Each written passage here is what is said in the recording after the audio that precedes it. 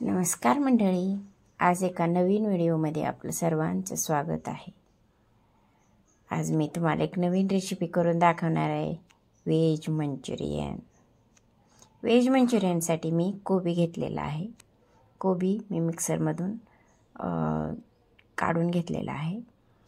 कमी जास्त करून मी थोडं मिक्सरमधून काढून घेतलं। बारीक पण केलं नाही, जास्त मोठा पण नाही। त्याच्यामध्ये आपलं मैदा वगैरे मिक्स होईल असं काढून घेतलं। आता मी हे बाउलमध्ये काढून घेतले। आता बाउलमध्ये काढल्यानंतर मी त्याच्यामध्ये गरम मसाला टाकला, अजून मीठ टाकलं,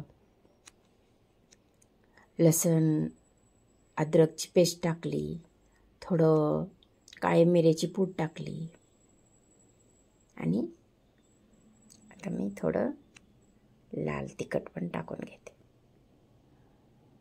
आता हे सगळं टाकून झालं, सगळं मिक्स करून घेतलेलं आहे। आता सगळे पदार्थ टाकले। आता त्याच्यामध्ये मैदा आणि कॉर्नफ्लॉवर टाकून घेऊ आणि असं थोडं सावकाश असं जास्त रगडून मिक्स करायचं नाही, थोडं हलक्या हातानेच मिक्स करून घ्यायचं। तर थोडं कमी पडलं, थोडं अजून टाकून घेतलं। पूर्ण 2-2.5 चमचे मी कॉर्नफ्लॉवर घातलं आणि 1.5 चमचा मी मैदा घातला। थोडा मैदा कमी पडला, त्याचे जर बॉल होत नसतील तर थोडा मैदा अजून थोडा टाकून घेऊ शकतो आपण। अशा पद्धतीने मी मिक्स करून घेतलेला आहे आणि आता त्याचे छोटे छोटे मी बॉल करून घेते। बॉल करून घेतले, अशा पद्धतीनं सगळे बॉल करून घेतले। आता हे सगळे बॉल करून झालेले आहेत, बघा छान झालेत ना बॉल।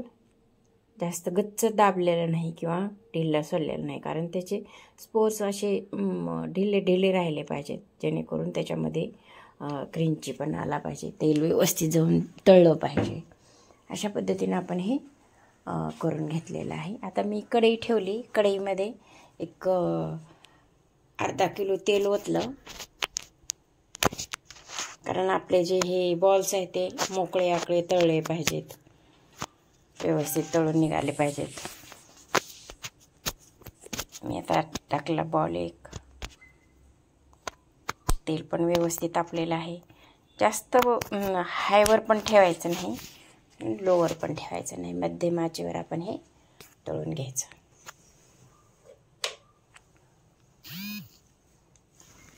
तर मी हे सगळे बॉल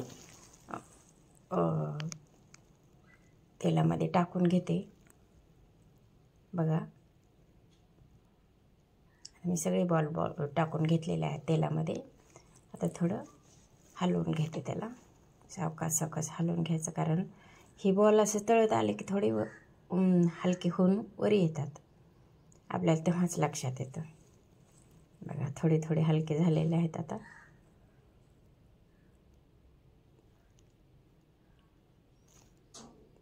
अशा पद्धतीने आपण हे तळून घेऊ।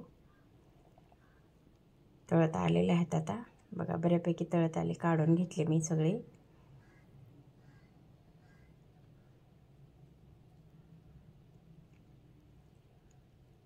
हे बघा अशा पद्धतीने मी काढून घेतलेले आहेत। जवळपास 80% तळलेलं आहे हे। आता थोडा गॅस मोठा केला, तेल जास्त गरम केलं थोडं,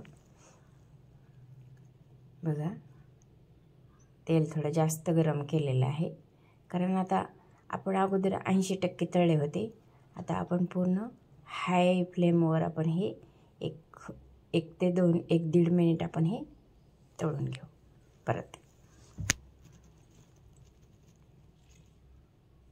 मोठ्या हॉटेलमध्ये असंच करतात, 80% तळून ठेवतात आणि जशी ऑर्डर येईल तसं ते परत थोडे जसे ऑर्डरप्रमाणे ते तळून ताजे अशा आपल्याला हॉटेलमध्ये देत असतात। बघा हे झाले, तळत आलेले आहेत। आता त्याचा कलर पण चेंज होतोय, ब्राऊन कलर झालेला आहे आता बऱ्यापैकी। आता बघा त्याला ना ब्राऊन कलर, आता बऱ्यापैकी व्यवस्थित तळलेला आहे. बघा बघा आता किती छान झाला, कलर किती छान आला. आता मी काढून घेते.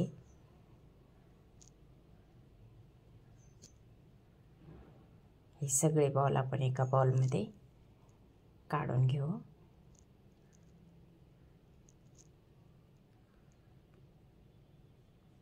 घेतले सगळे बॉलमध्ये काढून. आता मी कढईमध्ये तेल टाकून त्याच्यामध्ये मी लसूण टाकून घेतलेला. तर आपल्याला त्याची प्युरी करायची त्या ह्याची. आता बॉल टाकण्यासाठी आपल्याला त्याचं साहित्य हे केलं. तेल टाकलं, तेलामध्ये मी लसूण टाकला. लसूण थोडा जास्तच घ्यायचा आणि त्याच्यामध्ये मी एक हिरवी मिरची टाकली, 2-3 ते 4 हिरव्या मिरच्या टाकल्या आणि कांदा टाकला. आता हे बऱ्यापैकी ब्राऊन होईपर्यंत आपण शिजवून घ्यायचं, तळून घ्यायचं बऱ्यापैकी. बघा अशा पद्धतीने आपण हे तळून घेतलेलं आहे. आता बघा बऱ्यापैकी तळलेलं आहे. आता कलर पण चेंज झाला, लसणाचा पण चेंज झाला आणि कांद्याचा पण कलर चेंज झाला. व्यवस्थित तळलेलं आहे. आता हे बघा मीडियम आचेवरच ठेवलेलं आहे. मीडियम गॅस केलेला आहे मी त्याचा आणि आता छान बऱ्यापैकी सावकाश तळत आहे.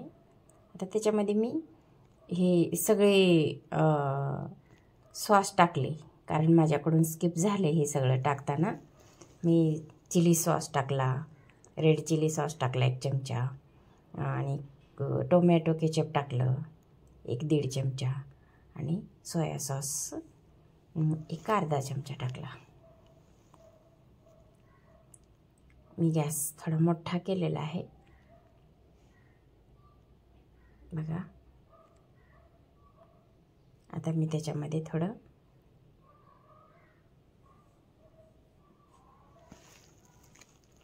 व्यवस्थित तळत आहे ते सगळं टाकलेलं.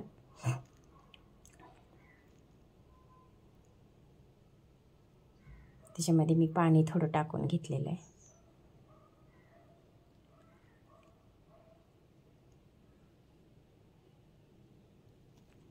आता मी थोडं वाटीमध्ये 1-2-3 चमचे पाणी घेतलं आणि त्याच्यामध्ये कॉर्नफ्लॉवर घालून घेतलं.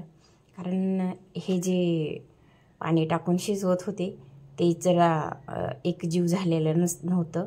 त्यामुळं एकजीव करण्यासाठी आपल्याला कॉर्नफ्लॉवरची थोडी लिक्विड पेस्ट करून आपल्याला त्याच्यामध्ये टाकून घ्यायची असते.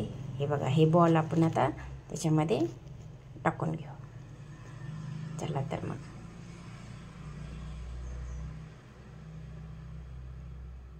चला ह्याच्यामध्ये हे बॉल टाकून घेतले. आता हलवून घेऊ व्यवस्थित. किती छान झालेलं आहे है ना. त्याच्यावर मी थोडं कांद्याचे थोडे छोटे छोटे तुकडे टाकून घेतलेले आहेत. त्याच्यावर मी आता कोबीचे छोट्या कॉप्स केलेल्या छोटे पीस केलेत मी कोबीचे, पानकोबीचे, ते पण टाकून घेतले. आता थोडं शिजवते. बघा किती छान झालेलं आहे. कलर पण छान झालेला आहे. ते कोबी टाकल्यामुळं अजून छान वाटते ते है ना. घरी केलेली वस्तू ही आपल्याला खरंच छान लागते. हॉटेलपेक्षा जास्त पैसे घालून आपण हॉटेलमध्ये जाऊन खाण्यापेक्षा आपण घरच्या घरी तेवढ्याच पैशामध्ये आपल्या घरामध्ये 4 लोक खाऊ शकतात. बघा मी थोडं आता हे काढून बघते. बघा अशा पद्धतीनं कोबी मंचुरियन तयार झालेलं आहे. बघा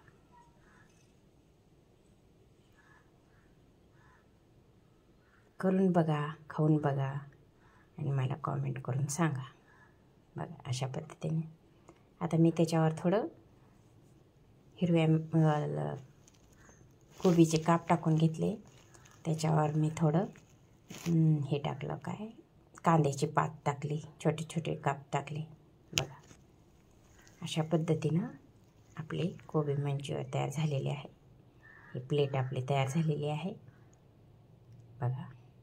थँक्स फॉर वॉचिंग.